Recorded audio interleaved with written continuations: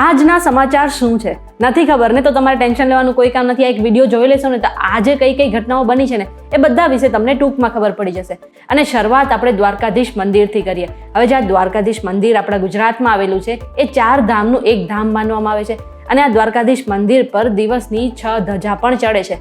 જો કે હવે એવી માહિતી પણ સામે આવી છે કે આ જે ધજા ચડે છે ને એમાં પણ ત્યાંના પંડિતો જે છે ગફલો કરી રહ્યા છે. દ્વારકા મંદિરમાં ચડાવવામાં આવતી ધ્વજા બુકિંગને લઈને દ્વારકાના રહીશ જીતેન્દ્ર ડાભીએ ઘનશ્યામભાઈ પાઠ સામે આરોપ લગાવ્યા હતા અને તેમને જે ડિસેમ્બર મહિનામાં ધજા ચડાવી હતી તેની માટે 90,000 રૂપિયા આપ્યા હતા, પરંતુ તેમને 25,000 રૂપિયાની જ રિસિપ્ટ મળી છે.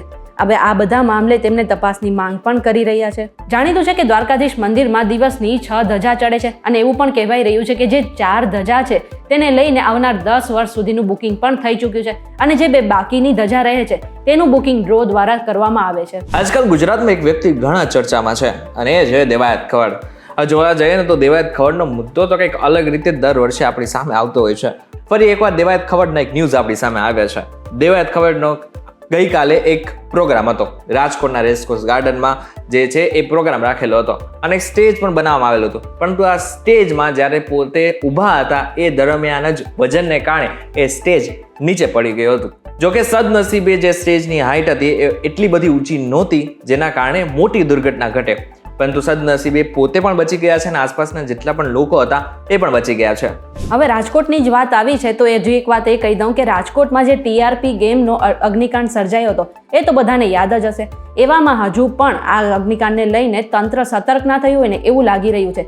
રાજકોટમાં કાલાવાડ રોડ પર એક બ્રિજ હેઠળ ફરીથી એક ગેમ બોક્સ બનાવવામાં આવી રહ્યું છે અને તેને લઈને કોઈ પણ ફાયર સેફટી હજુ પણ સામે આવી નથી. એવું પણ કહેવાય રહ્યું છે કે જો આમાં પણ કોઈ દુર્ઘટના થશે તો તેની જવાબદારી કોણ લેશે. આટલું જ નહીં, યુનિવર્સિટી રોડ પર એક ફાયર સેફટી વગર સ્પોર્ટ્સ એકેડેમી પણ ધમધમી રહી છે અને કલેક્ટરે માત્ર શરત ભંગની નોટિસ આપીને સંતોષ માની લીધો છે. આ જે સ્પોર્ટ્સ એકેડેમી છે એ ખેતીની જમીન ઉપર છે. સાથે જ આ એકેડેમીમાં જીમ, બોક્સ, ક્રિકેટ, ડાન્સ અને અલગ અલગ ગેમ્સના સ્પોર્ટ્સ ગ્રાઉન્ડ પણ છે.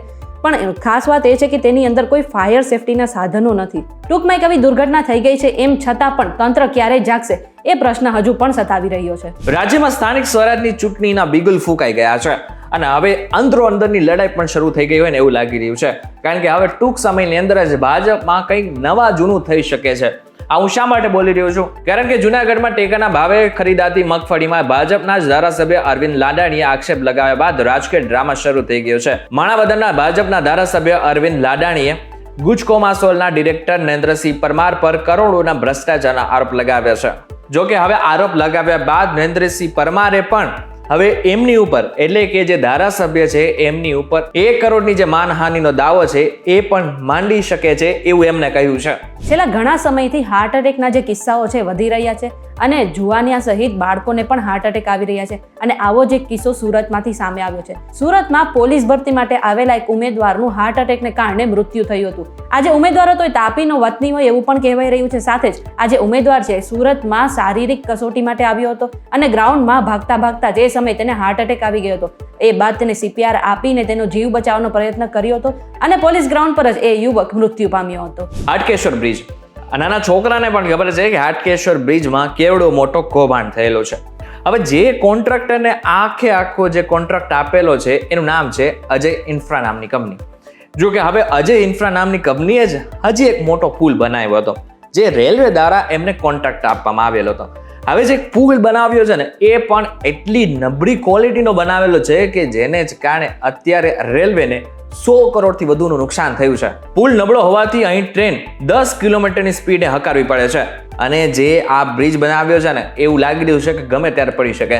હવે વિચારો, એક ટ્રેન ત્યાંથી પસાર થતી હોય અને ત્યારે જ આ જો પુલ પડી જાય તો કેવડી મોટી હાનિ થઈ. તમારી પાસે સ્કૂટર કે ગાડી તો હશે જ, તો તમારી માટે મોટા સમાચાર છે કે આપણા ભારતમાં પેટ્રોલ અને ડીઝલ જે છે સસ્તું થવા જઈ રહ્યું છે. જો કે આવા સંકેતો કુદરતી ગેસ મંત્રી હરદીપ સિંહ દ્વારા આપવામાં આવ્યા છે. તેમણે કહ્યું કે અમેરિકા તેલ અને ગેસનું ઉત્પાદન વધારે તો ભારતમાં વધુ ઈંધણ આવશે અને તેનો ફાયદો ભારતને પણ થશે. અત્યાર સુધી ભારતને મોટો તેલ પુરવઠો રશિયા તરફથી જ મળતો હતો. રશિયા ભારતને ઓછા ભાવે ક્રૂડ તેલ પૂરું પાડી રહ્યું હતું, પરંતુ યુએસમાં જો વધુ યોજનાઓ આવશે તો તેનો ફાયદો સીધો આપણા ભારતને થશે અને તેને સપ્લાય કરતી દેશોની સંખ્યા અત્યારે 27થી વધીને 39 થઈ ગઈ છે. ટૂંકમાં ભારતને જો સપ્લાય વધે છે તો ભારત તેના પેટ્રોલ અને ડીઝલના ભાવ ઘટાડશે અને તેનો સીધો ફાયદો આપણે આમ આદમી એટલે કે સામાન્ય જનતાને થશે. દેશ આવનારી 26મી જાન્યુઆરીએ 76મો ગણતંત્ર દિવસ ઉજવશે અને આજે આ દિવસની ઉજવણી છે ને એ ખાસ કરીને દિલ્હીમાં થશે, જેમાં વિવિધ રાજ્યો દ્વારા અલગ અલગ થીમ આધારિત ટેબલો રજૂ કરવામાં આવશે. આ ટેબલોમાં રજૂ થનાર સંસ્કૃત કાર્યક્રમોની સ્પર્ધા 21મી જાન્યુઆરીએ દિલ્હી ખાતે યોજાઈ હતી, જેમાં ગુજરાતના ટેબલો સાથે આવેલા કલાકારો દ્વારા રજૂ કરવામાં આવેલા સાંસ્કૃતિક નૃત્ય કાર્યક્રમ ત્રીજા ક્રમે વિજેતા બન્યું છે, જે સૌ ગુજરાતીઓ માટે ગૌરવ સમાન છે.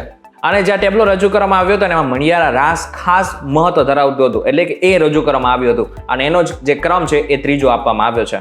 હવે અત્યારે મહાકુંભ ચાલી રહ્યો છે અને ખાસ વાત એ છે કે આજે યુપીના સીએમ એટલે કે યોગી આદિત્યનાથે પોતાના કેબિનેટ મંત્રી સાથે આ પ્રયાગરાજમાં ત્રિવેણી સંગમ પર ડૂબકી લગાવી હતી.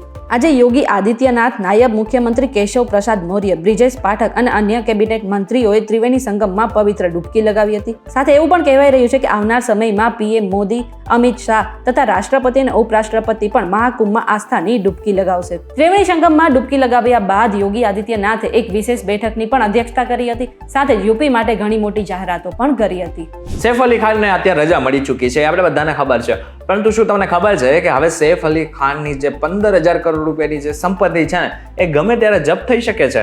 સરકાર એનિમી પ્રોપર્ટી એક્ટ હેઠળ સૈફ અલી ખાનના પટોળી પરિવારની રૂપિયા 15,000 કરોડની સંપત્તિ પર નિયંત્રણ મેળવી શકે છે. આ પ્રોપર્ટી મધ્યપ્રદેશની રાજધાની ભોપાલમાં આવેલી છે. હકીકતમાં મધ્યપ્રદેશ હાઈકોર્ટે એક મહત્વપૂર્ણ નિર્ણય આપતા 2015માં આ સંપત્તિ ઉપર લગાવવામાં આવેલા પ્રતિબંધ હટાવી લીધો હતો. હકીકતમાં મધ્યપ્રદેશ હાઈકોર્ટે એક મહત્વપૂર્ણ નિર્ણય આપતા 2015માં આ સંપત્તિઓ પર લગાવવામાં આવેલ પ્રતિબંધ હટાવી લીધો છે. કોર્ટના નિર્ણય બાદ એનિમી પ્રોપર્ટી એક્ટ 1968 હેઠળ આ સંપત્તિઓને અધિગ્રહણ કરવાનો માર્ગ ખુલી ગયો છે. હવે એનિમી એક્ટ ને એ એવું કહે છે કે 1947 બાદ જે પણ લોકો પાકિસ્તાન જતા રહ્યા છે અને એમની સંપત્તિ જે ભારતમાં છે એના ઉપર સરકાર દાવો કરી શકે છે. હવે જે આ જ સંપત્તિ ઉપર એટલે કે જે ભોપાલમાં જે જગ્યા છે ને ત્યાં જ સૈફ અલી ખાનની જે પ્રોપર્ટી છે એ આવેલી છે. જે બાદ હવે એવું લાગી રહ્યું છે કે 15,000 કરોડ રૂપિયાની જેટલી પણ સંપત્તિ છે ને એ સરકારના હાથે જઈ શકે છે. પરંતુ આ બાબતને લઈને તમારું શું કહેવું છે એમને જરા કોમેન્ટ કરીને ચોક્કસથી કહેજો. વિડીયો થકી જો તમને કન્ફર્મેશન મળી હોય તો વિડીયોને લાઈક અને શેર જરૂરથી કરજો. તો આવા જ ઇન્ફોર્મેટિવ વિડીયોઝ માટે VTV Gujarati.com ની મારી ચેનલ એક પણ સબસ્ક્રાઇબ કરી નાખજો.